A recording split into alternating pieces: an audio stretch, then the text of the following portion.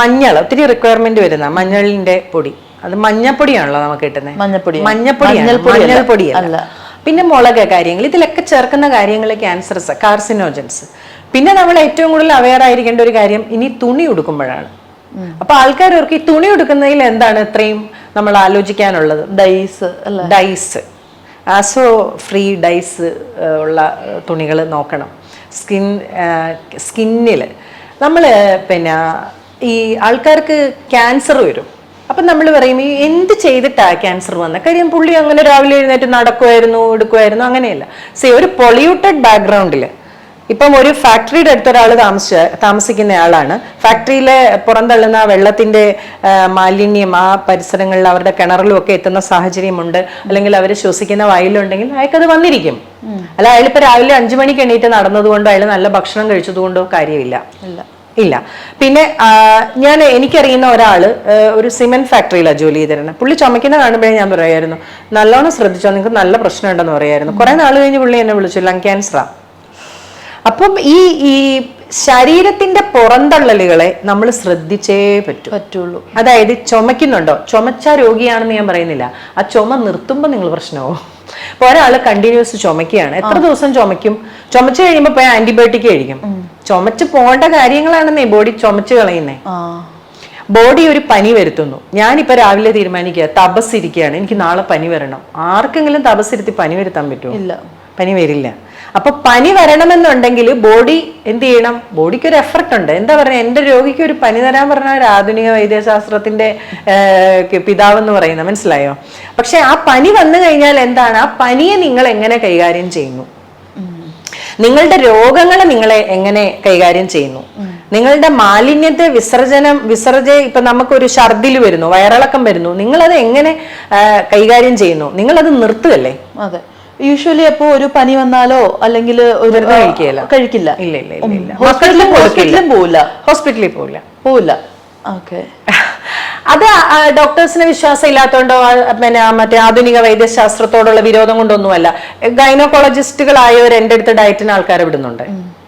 ഗൈനക്കോളജിസ്റ്റുകൾ ചിലർ അവര് തന്നെ പറയും, ഒരു നാച്ചുറൽ എനർജി, ഒരു നേച്ചറിന്റെ ഒരു ശക്തി ഉണ്ട്. ചിലരെ എന്തൊക്കെയാണേലും പ്രഗ്നന്റ് ആവില്ല, അവർക്ക് യാതൊരു പ്രശ്നവും കാണില്ല, ഒരു പ്രശ്നം ലൈഫ് സ്റ്റൈലും ഉണ്ടായിരിക്കും. ഒന്നുമല്ല, അതിനകത്ത് പ്രകൃതിയുടെ ഒരു ഇതുണ്ട്. പണ്ട് ഞങ്ങൾക്ക് നമ്മൾ ഇതൊക്കെ ഓരോന്നൊക്കെ ഇപ്പൊ ഇന്റർവ്യൂ ചെയ്യുമ്പോൾ നിങ്ങൾ ഇത് എയർ ചെയ്യുമല്ലോ അല്ലെ, എയർ ചെയ്ത് കഴിയുമ്പോഴത്തേക്കിന് വിമർശനങ്ങൾ. പണ്ട് ലെനയുടെ ഒരു ഇന്റർവ്യൂ പറഞ്ഞതിനകത്ത് പറഞ്ഞ ഒരു സത്യമുണ്ട്. എന്താന്ന് പറയുമ്പോൾ, ഈ മൈഗ്രെയിൻ ഉള്ളവര് നിങ്ങളുടെ മനസ്സിനെ നിങ്ങൾക്ക് ഒരു അസൂയ ഇല്ലാതിരിക്കാൻ, നിങ്ങൾക്ക് ഒരു ആൾക്കാരോട് ശത്രുത ഇല്ലാതിരിക്കാൻ നിങ്ങളുടെ മൈഗ്രെയിൻ മാറുമെന്ന്. ശരിക്കും അതൊരു ഫാക്റ്റാണ്. ശരിക്കും മൈഗ്രെയിൻ എന്ന് പറയുന്നത് മനസ്സിനെ അല്ലെങ്കിൽ ഭക്ഷണത്തെ എല്ലാം ഭയങ്കരമായിട്ട് കണക്റ്റഡ് ആയ ഒരു അസുഖമാണ് അല്ലേ. അത് ചിലർക്ക് ചികിത്സിച്ചാൽ മാറില്ല, ചികിത്സിച്ചല്ല മാറ്റേണ്ടത് അത് ആക്ച്വലി. അപ്പം ശരിക്കും പറഞ്ഞാൽ ഒരു വലിയ ആധുനിക വൈദ്യശാസ്ത്രത്തിൽ തന്നെ വലിയ പ്രഗത്ഭനായ ഒരാൾ പറഞ്ഞ എന്നാന്ന് പറഞ്ഞാൽ, നിങ്ങൾ മൈഗ്രെയിനുമായി ബുദ്ധിമുട്ടുന്ന ആളാണ്, you just go to a room, എന്നിട്ട് നിങ്ങൾ നിങ്ങളുടെ ശത്രു ലിസ്റ്റിലുള്ളവരുടെയും നിങ്ങൾക്ക് പകയുള്ളവരുടെയും നിങ്ങൾക്ക് ദേഷ്യം തോന്നുന്നവരുടെയൊക്കെ ലിസ്റ്റ് ചെയ്യുക. Cut cut cut cut, migraine will go. എന്ന് പറഞ്ഞാൽ മനസ്സാണ് എല്ലാത്തിൻ്റെയും അടിസ്ഥാനം. മനസ്സാണ് ശരീരത്തെയും നിയന്ത്രിക്കുന്നത് അല്ലേ. അപ്പം ഞാനത് പറഞ്ഞേ, അപ്പം നമ്മുടെ ഒരു മനസ്സ് എന്ന് പറയുന്നത് ഭക്ഷണം, ജീവിതം, ഇതിലെല്ലാം സെറ്റാകുന്നതിന് പകരമായി ഇപ്പം ഏതൊക്കെയോ ഭ്രമങ്ങളിൽപ്പെട്ടാണ് നമ്മളൊക്കെ ജീവിക്കുന്നത് അല്ലേ. ഞാൻ ഒരിക്കലും 50+ ഓർത്ത് കൺസേൺഡ് അല്ല. And I am also hit ചെയ്യാൻ പോകുന്നു 50ലേക്ക്. ഞാൻ നമ്മുടെ സമൂഹത്തിലെ കുട്ടികളെയും ചെറുപ്പക്കാരെയും ഓർത്താണ് ഞാൻ വറീഡ് ആവുന്നത്. കാര്യം എന്നാന്ന് പറഞ്ഞാൽ, അവരാണ് ഇന്ന് ആരോഗ്യത്തില് പ്രശ്നത്തിലായിരിക്കുന്നത്. US കഴിഞ്ഞ ദിവസം ഒരു തീരുമാനത്തിലേക്ക് പോയിട്ടുണ്ടോയെന്ന് ഞാൻ അത്ര വ്യക്തമല്ല, എങ്കിൽ പോലും പ്രഷർ, ഷുഗർ, ക്യാൻസർ അതുപോലെയുള്ള ജീവിതശൈലി രോഗങ്ങളിലുള്ളവരെ ഇനി അങ്ങോട്ട് വിസ പെർമിറ്റ് കൊടുക്കുന്നില്ല. ഇനി അങ്ങനെ എല്ലാ രാജ്യങ്ങളും ഒക്കെ ഒന്ന് തീരുമാനിക്കേണ്ട സ്ഥിതി വന്നു കഴിഞ്ഞാൽ അപ്പൊ എല്ലാവരും മാറാൻ നോക്കും, കംബാക്ക്. അപ്പോഴാണ് ഇനി നമ്മൾ നാച്ചുറൽ എഡിബിൾസിനെ കൊണ്ട് ചെയ്യേണ്ടത്, അല്ലെങ്കിൽ അത് നമ്മുടെ ഒരു തിരിച്ചുവരവായിട്ട് കാണേണ്ടത്. അപ്പൊ ഭക്ഷണം ഇപ്പം ഞാനും ശ്രമിക്കുന്ന ഒരു കാര്യം എന്നാന്ന് വെച്ചാൽ, സമൂഹത്തെ അത് പറഞ്ഞ് മനസ്സിലാക്കുക. പക്ഷെ ഒരു 1% താഴെ പോലും അത് മനസ്സിലാക്കിയിട്ടുണ്ടോ എന്നറിയില്ല. തുണികളിലേക്ക് വന്നപ്പം ഞാൻ പറഞ്ഞത് എന്താന്ന് വെച്ചാല്, നമ്മൾ ഇന്ന് നമുക്കൊരു കളർ വേണം, ആ കളറിനെ നമ്മൾ ഉണ്ടാക്കി എടുക്കുകയാണ് അല്ലെ. നമ്മൾ പോയി ക്രീം തുണി എടുക്കുന്നു, വൈറ്റ് തുണി എടുക്കുന്നു, എന്നിട്ട് ഡൈ ചെയ്യുന്നു, എന്നിട്ട് ഇത് നമ്മൾ ദേഹത്ത് ഇട്ടുകൊണ്ട് ഇങ്ങ് നടക്കുകയാണ്, സ്വെറ്റ് ചെയ്യുന്നു. അപ്പൊ ഇത് ശരീരത്തിന്റെ ഉള്ളിലേക്ക് കയറുന്നു അല്ലേ, എന്നിട്ട് അത് പല പ്രവർത്തനങ്ങൾ നടത്തുന്നു. ശരിക്കും നമ്മുടെ DNA മ്യൂട്ടേഷൻ ഉണ്ടായാൽ മാത്രമേ ഉള്ളൂ നമുക്ക് ഈ പറയുന്ന പോലെ ഡൗൺ സിൻഡ്രോം, ഓട്ടിസം ഇങ്ങനെയൊക്കെയുള്ള കുട്ടികൾ ജനിക്കുള്ളൂ. നമ്മുടെ DNA മ്യൂട്ടേഷൻ വരണം. DNA മ്യൂട്ടേഷൻ എന്ന് പറയുന്നത് ഒട്ടും എളുപ്പമുള്ള കാര്യമല്ല. എന്ന് പറഞ്ഞാൽ വർഷങ്ങളോളം എന്തിലൊക്കെയോ അവരുടെ സമ്പർക്കം മൂലമോ അല്ലെങ്കിൽ അവർക്ക് എങ്ങനെയൊക്കെയോ വലിയ പ്രശ്നങ്ങൾ ശരീരത്തിനുണ്ടായാൽ മാത്രമേ മ്യൂട്ടേഷൻ ഉണ്ടാവുന്നുള്ളൂ. മ്യൂട്ടേഷൻ ഉണ്ടായാലാണ് ഇങ്ങനെയുള്ള ഈ പറയുന്ന നമ്മുടെ നെക്സ്റ്റ് ജനറേഷന് ഈ പ്രശ്നങ്ങളിലേക്ക് വരുന്നുള്ളൂ. നമ്മൾ പണ്ടൊരു ഓട്ടിസം ഉള്ള ഒരു കൊച്ചിനെ വൺസ് ഇൻ എ വൈൽ കാണുന്നുണ്ടെങ്കിൽ ഇന്ന് എത്ര പിള്ളേരെ നമ്മൾ കാണുന്നുണ്ട്. പിള്ളേരെ നിങ്ങളൊന്ന് ഇരുത്താൻ നോക്കി, ഇരിക്കുന്നുണ്ടോ പിള്ളേരിപ്പം? ഒന്നും ഇരിക്കത്തില്ല, അവർക്ക് ഇരിക്കാൻ പറ്റുന്നില്ല. ഇനി പോട്ടെ, ഒരു 35-36 വയസ്സ് ഒരു യങ്സ്റ്റേഴ്സിനെ നോക്കിയോ, അവർ ആടത്തേ ഉള്ളൂ. ഒരു കാല് വയ്ക്കും, പിന്നെ ഒരു കാല് വയ്ക്കും, പിന്നെ ഇവർക്ക് നിൽക്കാൻ പറ്റുന്നില്ല ഇപ്പം അല്ലേ. സമാധാനം ഇല്ല. നമുക്ക് വന്ന് സൗകര്യങ്ങൾ കൂടി വന്നപ്പോൾ സമാധാനം പോയി കിട്ടി നമ്മുടെ അല്ലേ.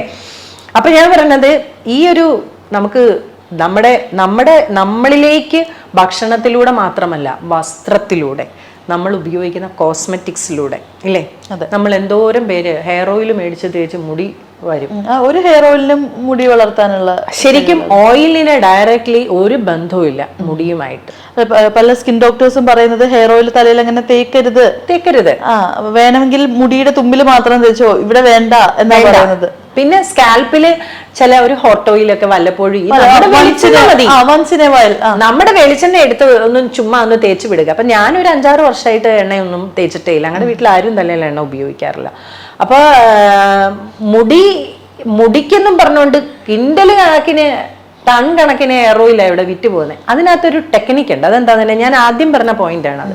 മനസ്സ്. ഞാനൊരു എണ്ണ തേച്ചാൽ എൻ്റെ മുടി വളരും എന്ന് എൻ്റെ മനസ്സിനോട് പറഞ്ഞാൽ മുടി വളരും. അത് എണ്ണ തേച്ചുകൊണ്ടല്ല, നിങ്ങളുടെ വിശ്വാസം കൊണ്ടാണ്. മനസ്സിലായോ? അപ്പൊ ഈ വിശ്വാസത്തെയാണ് ഇവരൊക്കെ എന്ത് ചെയ്യുന്നത്, മാർക്കറ്റ് ചെയ്യുന്നത്. കാര്യം എനിക്ക് മുടിയുണ്ടെങ്കിൽ എനിക്ക് എണ്ണ വിൽക്കാം. അപ്പൊ ഞാൻ എനിക്ക് മുടിയില്ലാതെ എനിക്ക് എണ്ണ വിറ്റാൽ സക്സസ് ആവത്തില്ല. ഞാൻ എൻ്റെ മുടിയെ മാർക്കറ്റ് ചെയ്താണ് വിൽക്കുന്നത്. പിന്നെ അത് വിൽക്കുന്നവരുടെ മിടുക്കായിട്ടേ ഞാൻ പറയുള്ളൂ. അത് വാങ്ങിക്കുന്നവർക്ക് ബോധം വേണം. ഇതൊക്കെ തേച്ചിട്ടാണ് 1000 രൂപയുടെ എണ്ണ വാങ്ങിച്ച് തലയിൽ തേക്കുന്നതിന് പകരമായിട്ട് ആ 1000 രൂപയ്ക്ക് ഒരാഴ്ച ഫ്രൂട്ട്സ് കഴിച്ച വ്യത്യാസം വരും. സി ബോഡി ഡാമേജുകൾ പരിഹരിച്ചു കഴിഞ്ഞാൽ മാത്രമേ ഉള്ളൂ മുടി നന്നായി വളരും. ഇഫ് യു ആർ ഹെൽത്തി, നിങ്ങളുടെ മുടിയും പല്ലും എല്ലാം ഓക്കെ ആയിരിക്കും, നിങ്ങളുടെ നഖവും എല്ലാം ഓക്കെ ആയിരിക്കും. ഫസ്റ്റ് ഇതിനെല്ലാം വേണ്ടത് ഗട്ട് ഹെൽത്ത് നോക്കുക. ദെൻ മനസ്സ് ശരിയാകുക, ഉറക്കം. അപ്പോൾ നമ്മൾ ശ്രദ്ധിക്കേണ്ട കാര്യങ്ങള് നമ്മൾ മിനിമൈസ് ചെയ്യണം. കോസ്മെറ്റിക്സ് ആയാലും എല്ലാം, ഗട്ട് ഹെൽത്ത് ഇതെല്ലാം റിലേറ്റഡ് ആണ് കേട്ടോ. അപ്പൊ നമ്മൾ ഹാൻഡ് ക്രീം നിങ്ങളൊന്നും ചെയ്യണ്ട, നിങ്ങൾ ഇച്ചിരി വെന്ത വെളിച്ചെണ്ണ കയ്യിലും കാലിലും എല്ലാം അങ്ങോട്ട് തേച്ചോ, എന്നിട്ട് കുളിച്ചോ. പിന്നെ ഡ്രൈ സ്കിൻ ഇല്ല. ഇനി വേറൊരു വിഷയമുള്ള എന്നാന്ന് വെച്ചാൽ, നമ്മൾ പണ്ട് അഡ്രസ്സ് ചെയ്യാത്ത കുറെ കാര്യങ്ങൾ ഇന്ന് ആൾക്കാർ അഡ്രസ്സ് ചെയ്യിപ്പിക്കുകയാണ് അല്ലേ. പണ്ട് പ്രസവം കഴിഞ്ഞാൽ ഒരു സ്ത്രീ ഉറങ്ങിയിട്ടില്ല. പ്രസവം കഴിഞ്ഞാൽ നമുക്ക് എങ്ങനെ ഉറങ്ങാൻ പറ്റുന്നത്? ഞാനൊരു വർഷങ്ങളോളം ഉറങ്ങിയിട്ടില്ല. പക്ഷെ എനിക്കതൊരു പോസ്റ്റ് പാർട്ടം എന്നൊക്കെ നമ്മൾ അതൊന്നും ആണെന്ന് ഞാൻ ചിന്തിച്ചിട്ടില്ല. പക്ഷെ നമ്മളത് ചിന്തിച്ച് നമ്മളത് വരുത്തും. ഇപ്പം അങ്ങനെ ഒരു സ്ഥിതി ഉണ്ട്, പോസ്റ്റ്മോർട്ടം ഡിപ്രഷൻ. അപ്പൊ ഇപ്പൊ ഒരു കൊച്ചുണ്ടായി കഴിഞ്ഞാൽ ഒരുപാട് വേദനകൾ ഒരു സ്ത്രീക്കുണ്ട്. അപ്പൊ നമ്മൾ അതിൽ കൺസേൺ ആയാൽ നമ്മൾ അഡ്രസ് ചെയ്തു, നമുക്ക് അതൊരു പ്രശ്നമാണ്. പിന്നെ നമ്മൾ അതിന് മരുന്ന് കഴിക്കേണ്ടി വരും.